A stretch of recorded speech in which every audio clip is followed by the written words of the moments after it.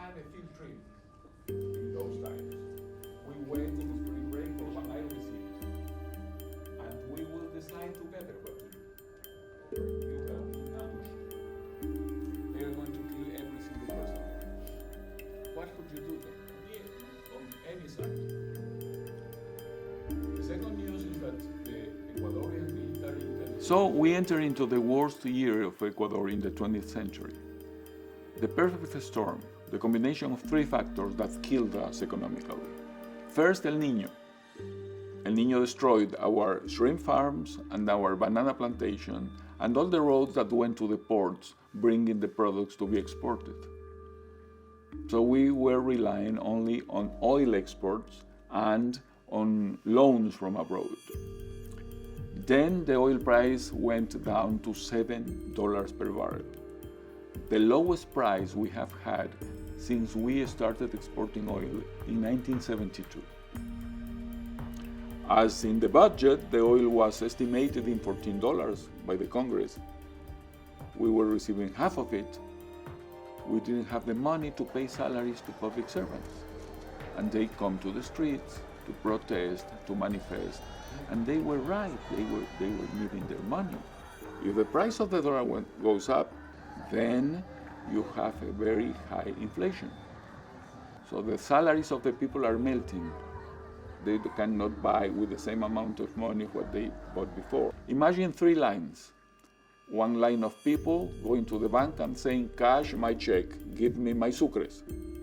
Then move to the next line. These are my sucres, sell me dollars. And the third line, here are my dollars, send these dollars abroad. So we faced a triple crisis, running on the banks, running on our reserves in dollars, and capital flight, the money going out of the country. We had the best advisors we could get, internationally speaking, on top of our cabinet. We were always talking with the experts in the World Bank, the Inter-American Development Bank, the International Monetary Fund. And all these minds working together were imagining economic policies that when they were applied didn't work as expected. And we have tried everything without success. At that point in time, I had to do something that was terrible from a political point of view, but was necessary to keep the country alive economically. I had to stop taking the sucres to buy dollars to send the capital abroad. I had to freeze the bank accounts.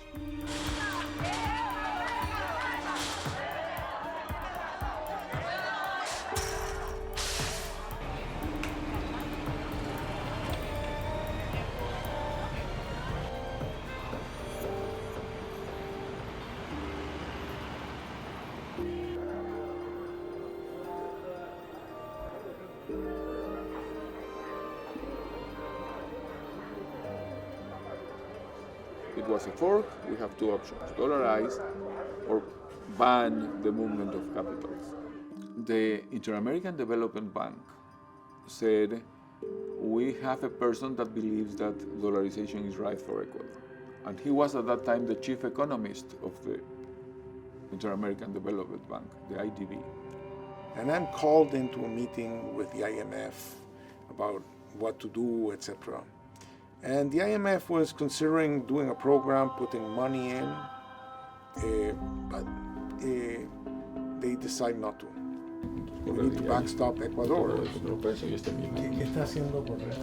Recorriendo el mundo, trabajando, tú sabes que ese es el deporte nacional en mi país, empresarios, presidentes. Entonces está peleando. I thought at the time that maybe the best way for Ecuador to proceed was to dollarize. And that was a very controversial thing. So he came to Ecuador as a person, not as a member of the IDB, because the institution was not in agreement with what I did. It's a large organization. It won't take a decision that is different from that of the IMF because, the shareholders are pretty much the same. So I asked permission from President Enrique Iglesias to let me go to Ecuador to see how I saw the situation. So he came, he worked with us, he helped us to plan and to draw the draft of the trolley law to go to Congress and change all what was needed to make dollarization possible. Domingo Cavallo had sent his right-hand man, Mondino, Guillermo Mondino. We thought about all the things, all the legal reforms that needed to happen in order for the country to be dollarized. The process has been studied by my government by about 6 months. We were studying the capacity to do this because to dollarize requires many requisites.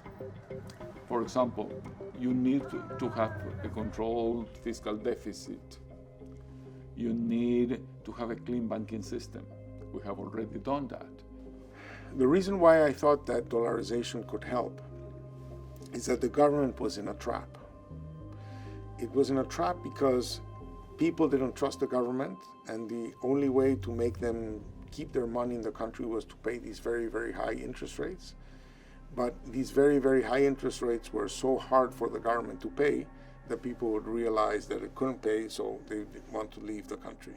That the country had fallen into this trap, that because the situation was serious, interest rates were very high, but because interest rates were very high, the situation was serious. I remember a conversation with President Clinton in December '99. He said, "You are going through a difficult situation." I said, "Yes." He said, "What can I do for you?" I said, 6 months ago, I think, along with the International Monetary Fund, a program with them, would have solved the situation." So he said, "I will take care of it," and then he contacted the appropriate persons in the American government to deal with that. However, the loan was not implemented. So when we were against the wall, we decided to dollarize against the opinion of the International Monetary Fund because they were not helping us as we expected, and we have been waiting for 18 months. The IMF was saying, too risky, let's have them do an auditing of their banks, and let's postpone the decision for some months, and then let's ask them for some extra information. So this time, what we decided was to sacrifice the national currency and to adopt the dollar as the currency of Ecuador. Es un sistema conveniente y necesario para el Ecuador. Es la salida que ahora tenemos. Es el camino por donde debemos transitar. I told the people the two things that I could do as president. I couldn't do more. First, the decision to adopt the dollar as the new currency of Ecuador. And second, the rate of 25,000 sucres per dollar. Those were the two things that I could decide. The rest were in the hands of Congress. So I started the process of negotiating the draft of the law of a new bill with Congress. And we were doing that when the coup d'etat happened. I said goodbye to the president Thursday evening. Friday morning, early in the morning, I took the American Airlines flight to Miami to get back to Washington. And I remember in Miami, I get into this lounge, and I see on the television President Jamil Mahuad deposed.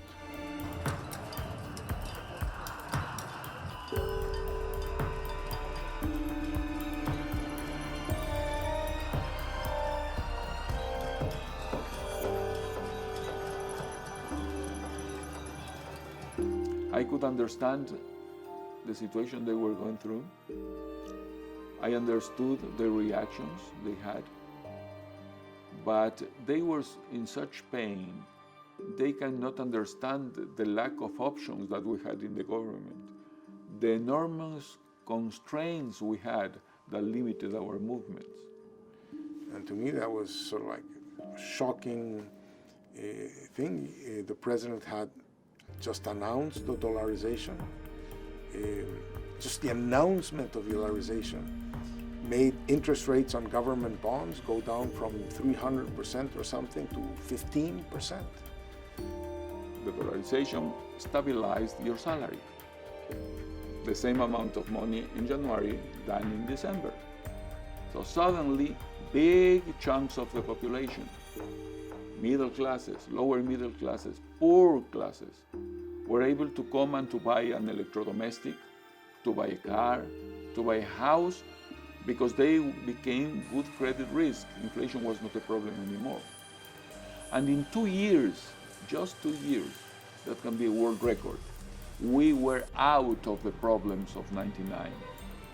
We were the first country in the world that did that. Maybe a year or two later, I got a call from Stan Fisher, who was the number 2 man at the IMF at the time. And he said, you know, the situation in Ecuador worked much, much better than I ever expected. I thought, gee, you know, sometimes good ideas are you know, controversial, risky, but they work out, and I think this one worked out very well. I know the sacrifice that we made, and I thought it was necessary for the country. And when you made the sacrifice, you have a pain on one side of your heart. At the same time, you have hope for the future and gratitude because you survived in the best possible way.